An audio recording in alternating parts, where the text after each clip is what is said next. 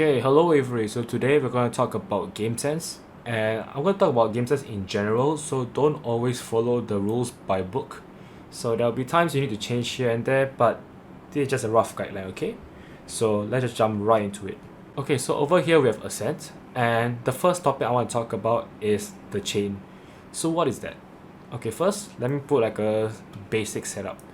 So maybe you have, this is like pistol round or something, okay? You have Cypher here, maybe he has his strips over here, he has strip mid. And then you have maybe Jet aggroing up to B main.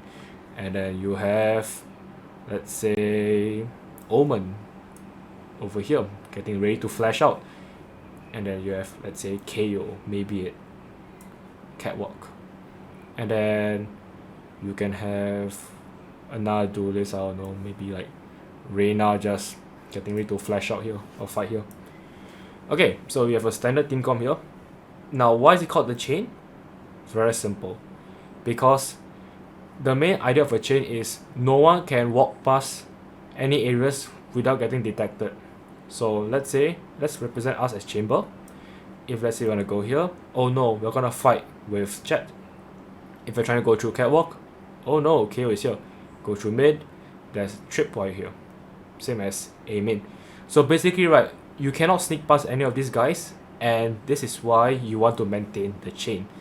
And you gotta assume the enemies wants to maintain the chain because it's super good for them, because they can easily get info and stuff, and you know that no one is gonna walk past you without any info.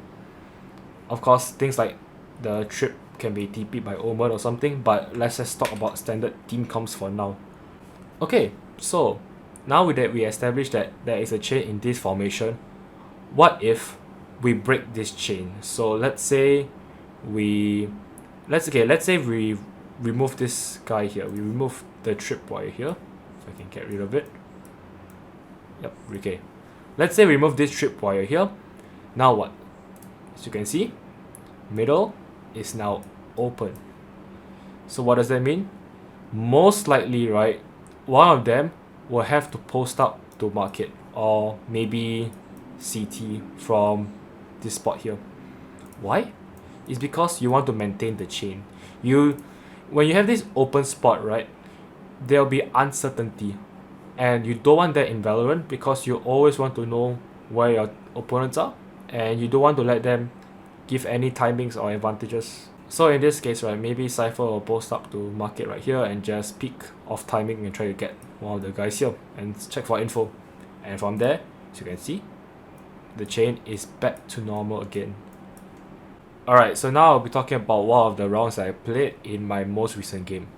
So our setup is like this. We have Viper going to hold A showers, 3 of us going to contest A main, and 1 B long.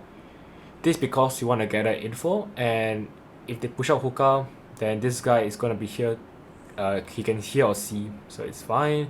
And then the guy A main also can hear and see.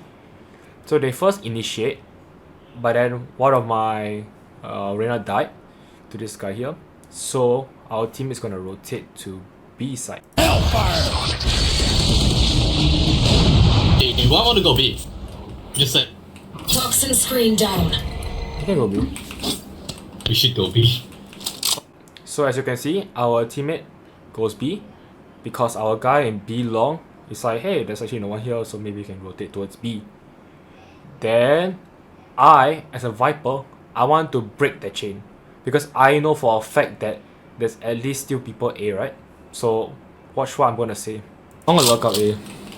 I'm gonna look up A for the main reason of cutting down that chain.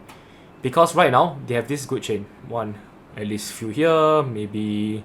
Because buy is two-sided, right? So it's a bit harder. It's like usually 2 or 3, right? But in this case, it was 3A, 2B.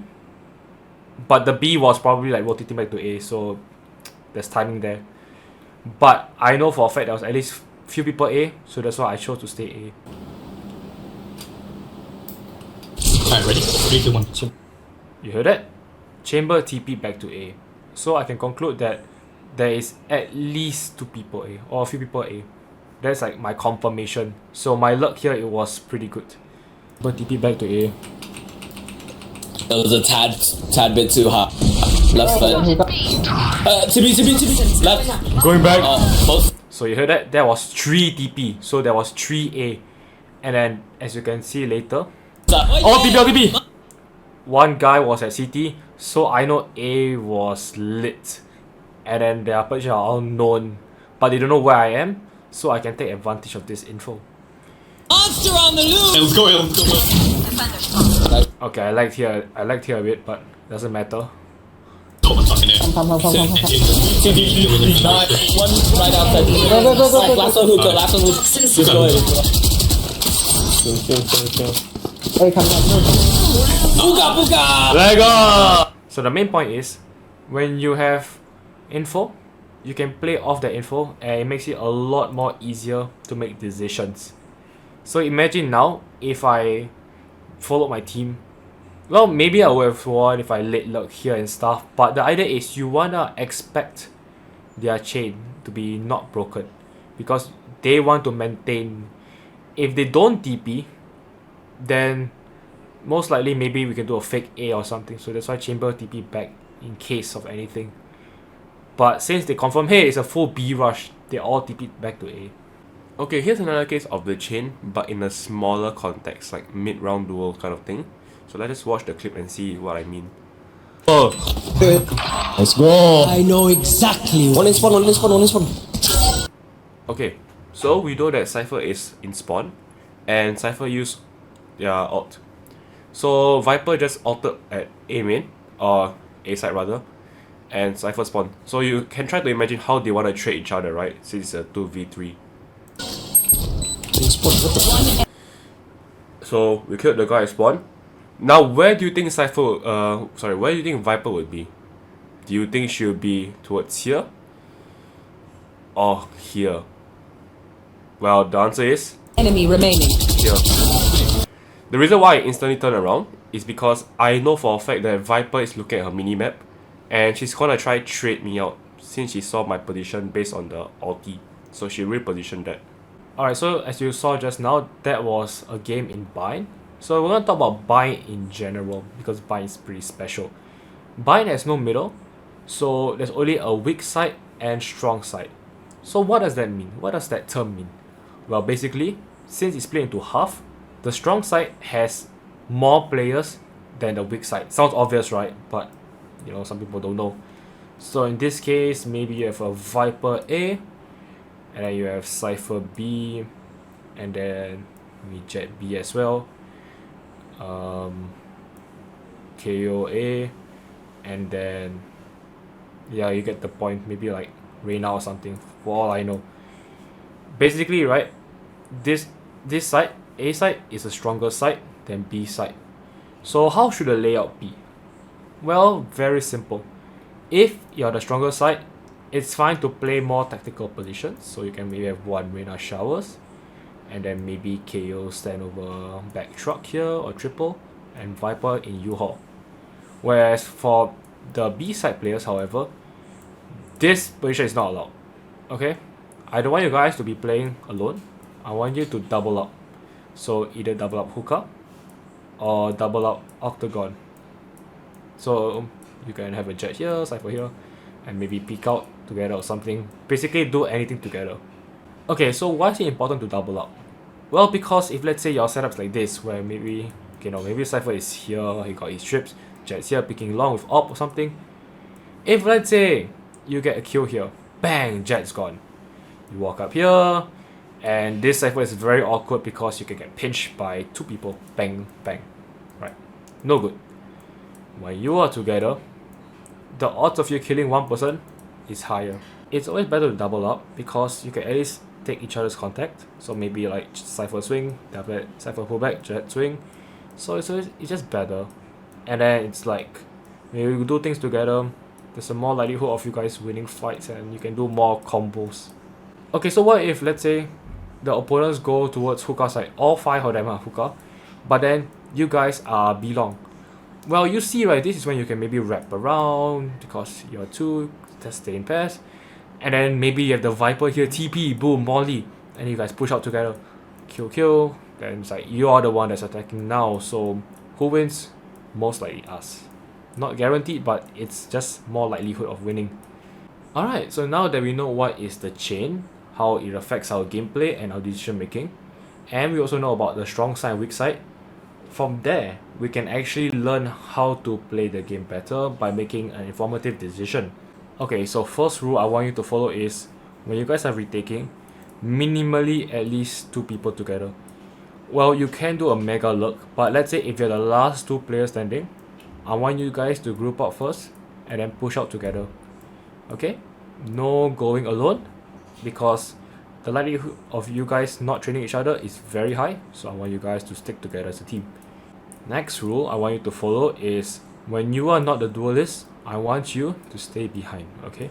Especially Sage, I want you to stay behind if you have rest, because when you have rest, you can count, maybe like, okay, so let's say maybe Jet pushes up here, then there's a guy at CT, okay, let's say, and then this guy swings, he gets one tapped by the enemy, but then before that you swing out again, try to trade him, you actually got harbor.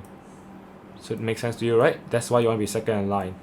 And when you're doing so, you want to use your minimap and see where exactly he is. Okay, the next thing we'll talk about is maintaining the chain. So as we discussed just now, you want to keep your chain as it keeps you safe, and you get to know that no one's going to sneak up on you at any time. So when you maintain the chain, you want to think about which part of the map is not contested. Okay, let me give you an example. Alright, so now I have a setup here. So let's say you are Reyna. Where would you stand? Well, for me, I see that this part of the map here is empty, right? We have no mid control. So maybe what I will consider is, I can stand either market, or maybe I can just stand here and jump pick for wall. But the thing is, since I'm Reyna in this case, and I don't want to play passive, I want to maybe push out here. Really depends on the situation. You got to know your opponent's patterns, so which I'll talk about later, don't worry. But assuming they always 5-man stack rush or something, then maybe pushing out is viable. Alright, so basically almost the same setup, except now that we have trip middle, and then the KO and Oben is stacked together. As Reyna, where will you go? Go on, answer. Yes, you're correct. So it's over here, because you see there's this opening here that the enemy can go through. Go here and then go here. So this is why sometimes I say you might want to do a split push for A, because it's very strong, since most people don't think about their positioning, or especially if that chain is broken. It's very unlikely you have maybe 2 people in cat or 3, so it's like very strong to do a split push, and most importantly you can catch off timing. So that's why split push in Ascent is pretty strong, because maybe let's say you have Arena here, KO Omen here or something like that, right? It doesn't really matter. So when you have like a full force here, like maybe 3 people A main, they'll think, oh no, it's an A rush, then this guy here will probably get distracted and might look towards fighting A main. But then if you can get timing off here, then it's like there's a very high likelihood you can kill the guy here. Now the thing is, when you do this, you gotta make bold assumptions, okay? Sometimes they won't play here. Sometimes they'll maybe play more passive because they know that you're gonna push up split. So this is why you gotta understand your enemy's patterns. Alright, so the next rule I'm going to talk about is, you want to molly or use your abilities only once the first person walks in. So you know how I always complain that you always use your slow op for no reason? Now I will show you what is the proper way to use your slow op. Basically, once you get a footstep or something walking past you, then that's when you molly. You gotta have a sensing for it. You can't molly too late or too early. But most people struggle with the too early part because they think, oh no, I don't want them to push in. But wrong, you want them to push in. One by one. Okay? So we're gonna watch this gameplay. Smoke C. A lot C. So you can hear already a lot of footsteps, right? So my natural instinct is to pull out my molly already. And molly, raise jumps onto side, and I peek. enemy remaining. So that's why you want to do that. Because when you put molly, I mean obviously slow up molly or whatever, right? The point is, you only want to use it when they push in, so that they get either separated or they just cannot pick you. And then therefore you can win your fights easily. So rather than using your abilities to stall for time, use it as a fighting mechanism, okay? Alright, so now we're talking about aggro versus passive, and more specifically, your rotations. So, can I flank? Yes, of course. So let me talk about Viper, or basically anyone if you're gonna look from B or something. So, you gotta take note of this very important thing, which is, do they have a trip agent? So you have things like Chamber or maybe Killjoy, right? So why it matters is because if they have a trip at like their spawn or something, right, you can just assume that no one's gonna watch that. So what I would do naturally for the first round at least is knife out. You basically just gotta gamble that no one is watching flank, as they just want to have info. Maybe subsequent rounds then you don't knife out, you know, maybe you have your gun out. But for the first round that you're flanking, just gamble and knife out if they have a trip agent. However, with that being said, if let's say they don't have a trip agent, then you cannot knife out. You gotta have your gun out, because there will be one guy probably watching flank. But I still haven't answered the question yet. So when can I flank? Well, honestly, I personally like flanking on the first few rounds. It's because they wouldn't expect much of it. However, subsequent rounds, then they'll be like, oh my god, this Viper might be flanking. So they will do a much more slower push, and by then your team can rotate. So I think flanking first few rounds is viable, especially if you know their setup. So it's like, if you know they have Killjoy and stuff, then you can just knife out and they won't expect much of it. Alright, so let's say you did a successful flank for the first round, and you got maybe like 2k or something from their backs. Now I can guarantee you, right, that most likely they're either gonna play default to try catch you again, or minimally at least have one person waiting at a trip or something like that, right? Because they want to counter your flank push. This is good, as now they are playing very slow, and then your teammates can take advantage of it. So in Icebox context, remember what I said? You want to fight for this space over here. You don't want to let them go past here, or else it'll be very chaotic for you guys. So you want to maybe go on top of pipes, or maybe go on top of belts. Doesn't matter. You want to contest space over here and not let them push. So if let's say now, this is second round, okay? I killed the guy flanker from first round. Now I'm gonna instant rotate to A, maybe push up here with my team. While I'm doing that, my team is already pushing up to maybe nest or belt and pipes, and one guy below here, 4 stack A. Who knows? Doesn't matter. The point is, if they all rush, since they are playing slow, they won't expect this sudden explosiveness, which means that, you know, it's better for us in general. Alright, so the next question is, when do I rotate? Okay, so let's say if you don't want to flank and you just want to do a quick rotation from, let's say, your side to another side. Well, for first round at least, you just want to peek out real quick and see any info. If there is zero info within like 3 seconds, I want you to knife out and rotate to the opposite side. This is because first rounds, normally they just full rush and they wouldn't do any fakes. So the rule of thumb is, you just want to fall for the first fake. If they fake first round, fine, give it to them. Then subsequent rounds, you just play more, how do I explain this? You just stall longer and you don't over rotate. Now another factor for not over rotation is if let's say you know they have a lurker. So example, in Icebox, I like to lurk a lot in mid, aka being the golden snitch. This is because this is just a map gameplay where if you can get one pick from lurking through middle or maybe like the opposite side, very likely you're gonna win the round, because that's how Icebox works.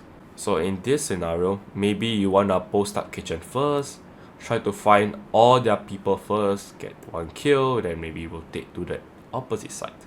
But if not, you can just, first few rounds, you can just straight away knife out, go to the opposite side and gamble that they all rotate. Okay, so we talk about all these general rules, right? But how do we actually apply this? Or like, how do we know when to apply this exactly? Well, the two biggest factors are the map, obviously, and the opponent's characters or agents.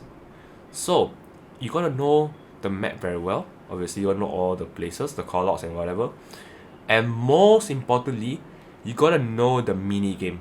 So now I'm just gonna tell you the rough mini game, or like the strats that you mainly wanna do for each map in brief details. So let's go. Okay, for Ascent, it's defaulting and having mid control. Mid control is very important. It's because you can do a lot of split pushes, so maybe from B mid and middle. And then it's like really good because you can walk up catwalk and then A main together, push 3, and it's like stupidly strong. Alright, so for bind, in my opinion, I think the best strat is fix or fast rotates. This is because there's only 2 sides and we have TPs. So you see, you can just go to B long and then we just TP out, or maybe like we push out A, TP back to B or something. It's very tricky, and you can have one lurker or something, then it's like really good. So let me now quickly show you an example of this. Okay, so here's the clip. This is what I called out for like the first attacking round. I got a plan. Can we fake B? We go B long, then we TP to A side.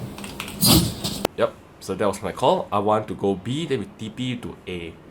And I'll show you where I wall. So as you can see, I'm going to wall like this, because when we TP from B, we can go, we'll end up here, right? Obviously, we can walk towards showers and plant triple, and it's just better for us. But they wouldn't know that, so yeah. Okay, this is a bonus tip, right?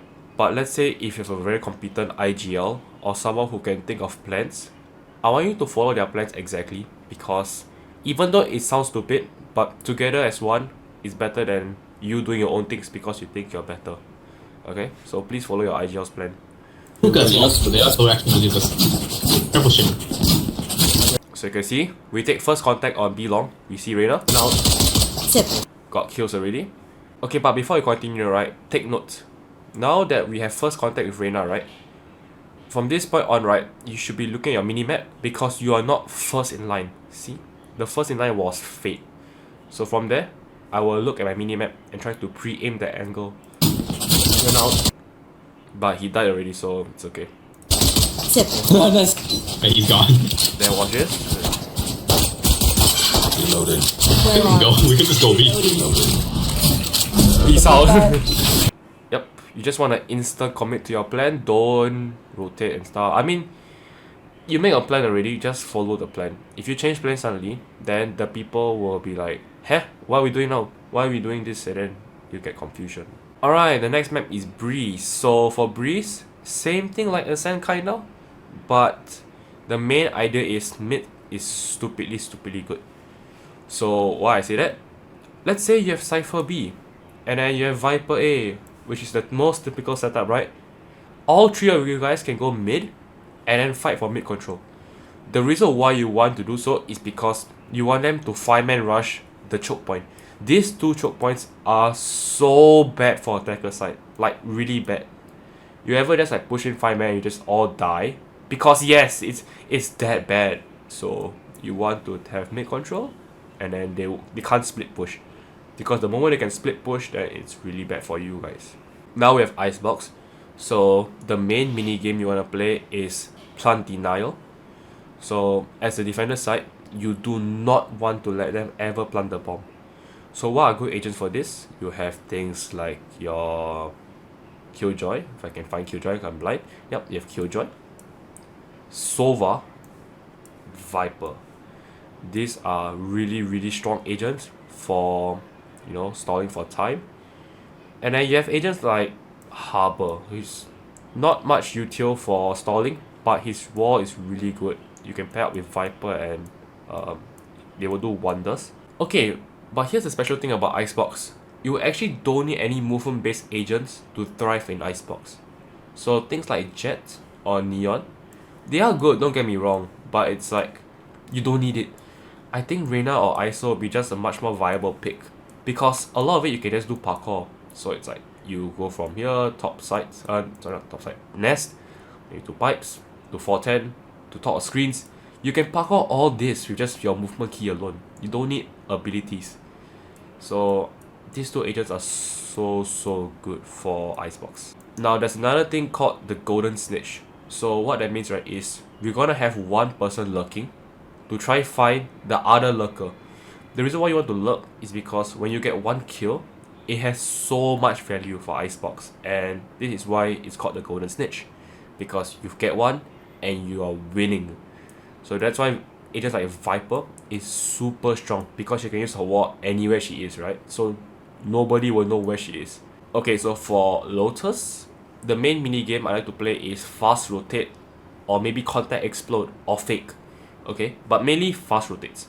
So let's say you go A, and then it's like, okay, A, a lot of people, break A link, we go into B, and then it's like we're chilling, you know. Or if not, okay, we can go C from doors here. It's so good. Or sometimes what you can do is you can contact explode B, because maybe they're gonna hold for you. 5-man B main, get first contact, boom, explode. Then you have free side control, because they have to give up. If they go in, they're most likely gonna die. Unless you have a lot of stalling utility, then it's a different story. But most likely when you contact explode, they just have to give you the side for free. They don't want to die. So that's really good. So for split, the biggest thing you want to take control of is mid. The middle is very important because it can lead to split pushes. As the name suggests, it's called split for a reason. You want to do a lot of split attacks. So from there you see how strong it is. You can maybe go from mid, get the lurker, push up heaven, then maybe like push out ramps together, double peek or something. There's a lot of things you can do, but the main idea is you want to have mid control. And for sunset, you want early info usually around the main chokes here. That's why whenever I ask you to wall here, or maybe like when I camp, I'll camp here, because I want to straight away know where they are. From there, you can also have mid control. Mid control is very strong on this map. Then you can like pick out here, and it's like you're chilling, you know. So yeah, anyways, if you want more info about these kind of things, well, you obviously have to watch pro gameplay and stuff and see how they think and how they play. Or if not, you can just simply read the thing in my Discord group. I write down all this long text of like what things to take note of and how the map is played, so it's pretty good. Make sure you read it. Alright, so the next thing I'll talk about is numbers advantage or disadvantage, doesn't matter. So let's say now we're in Lotus, and the bomb is down right over here at C, and you are Sage, and we have Omen. But then there's 4 people left. There's maybe 1B, 1A, ISO here, and then I don't know, it doesn't matter. I'm not thinking of the team comp right now. Let's say you have this exact lineup here. What will you do? Okay, so for me, I know that I have numbers disadvantage because we only have 2 and they have 4. So they are way more stacked than us. So what do you do in this situation? So in this scenario, I want you to go aggro. Okay, like really aggro. So I'm gonna ask my Omen to go over here, go CT, and we're gonna stall for this guy pushing out here. Once you kill him, then maybe by then Jet will be like around here, right? Because they think you're on site or something. Then by then, maybe Killjoy here. So from there, it's like you can try to get one more pick here, get one pick, and from there maybe like Jet's like here. You turn around, get pick, and maybe by then Omen try to defuse something. I don't know. But the point is, you want to get aggro, and you want to double up. You cannot go alone, and you most importantly cannot play passive when you're at a number disadvantage, because you gotta surprise them. Okay, so now what if it's the polar opposite? What if, let's say it's just, okay, Cypher here, maybe Brim. So it's like now they are the one that's doubling up, and we planted the bomb and we have numbers advantage. What do we do? Now as you can see, this position is completely useless, and this guy, well, he's okay. So what I like to do normally is I like to hold every point, and I don't commit to the angle also. So like you want to make a jiggle here and there. So Jet can be watching here, watching towards CT. Sky can be watching flank right over here, or if you have wall, even better. And then maybe Omen can play on top of box here, and then you can play over here watching waterfall. So the main thing is there's always contact. Okay, so this guy is gonna contact you, this guy is contacting here, and this guy is contacting flank or doors. You basically want to take up positions where you can try to spot info. You don't want to be passive and doing nothing. And normally you can double up if you want to. If you have a lot of people, you can double up. but I rather you play crossfires. So crossfire is when you have 1 point, but then there's like 2 people watching the same point. Okay, so let's say it's only you left and the sky, bomb is down, and you know that the last guy is flanking. So how will you stand? Well, for me, I can consider doing this, stand behind waterfall here, don't peek yet, and maybe sky on this box here. So when Brim walks out, he's gonna maybe check his corners, right? Or most likely check his corners. So from there, once he turns around to shoot the sky, that's when you peek. Boom. See? Contact. And then if you don't want to play here, maybe behind this box as well. So from there, once you get contact, swing out, kill him. I'm pretty sure you see me do this a lot of times where you think I'm baiting, but no, I'm just playing off my teammate's contact. So once the opponent sees your teammate, you can just swing out and get your free kill. Okay, so now let's put everything together and let's try to analyze the gameplay here, okay? 2v4. Our team got killed at B site, and then we're left with me and Reyna, and there are still 4 people alive.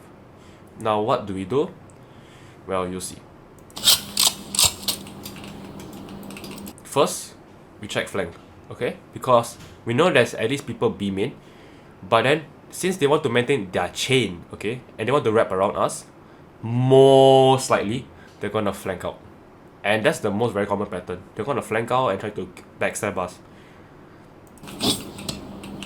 But since we hear nobody, then I just orb up so that I can make fake presence middle. Maybe like we fake rotate, but we just should stay B for now. An orb emitting. So no contact here, no contact from here. So we can assume one's yellow or close.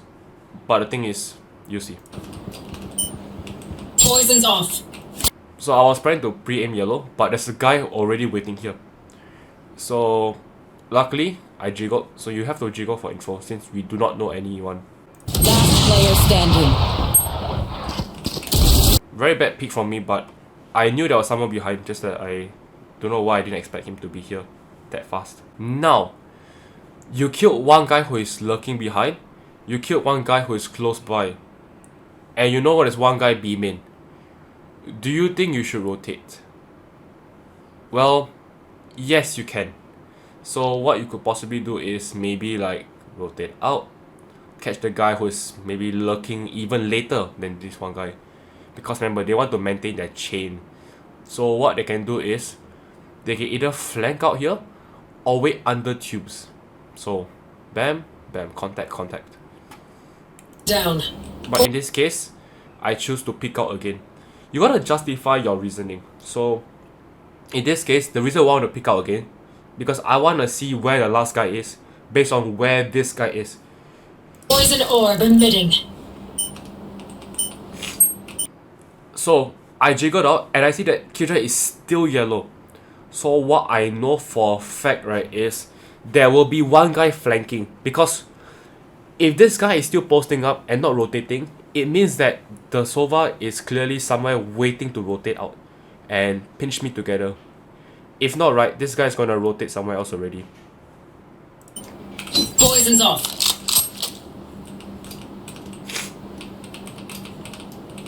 So as you can see, I pick out. One enemy remains. My intuition is right, because this guy wouldn't just stand here for no reason. So clearly there's someone that's pushing out slowly. 4 down. My ultimate is ready. Poison orb emitting. And now I orb A to establish that maybe that I could have went mid. I could have faked A, I fake rotate now or something like that. No. So when this guy say go A, well you could just knife out go A, plant A, then play for post plant. But I'm tricky. I want to make him think that I didn't go make him think I go A, but I didn't. So I hear footsteps, I swing out. Poison's off. I made noise on accident, but it doesn't matter. Got my kill. You wanted a villain? I gave you a villain. So the most important takeaway from this, right, is you gotta know that the enemy wants to keep their chain. They want to pinch you down. They want to make sure that they can trade each other. So the Viper quick rotated, tried to flank because they thought that the Killjoy is gonna contain us. But lucky for us, we have faster brains, so we win. Okay, yeah, so I think that's it for my Valorant fundamentals guide. If I'm missing anything, I'll just let you know in the description or something. I don't know. But yeah, that's about it. See you.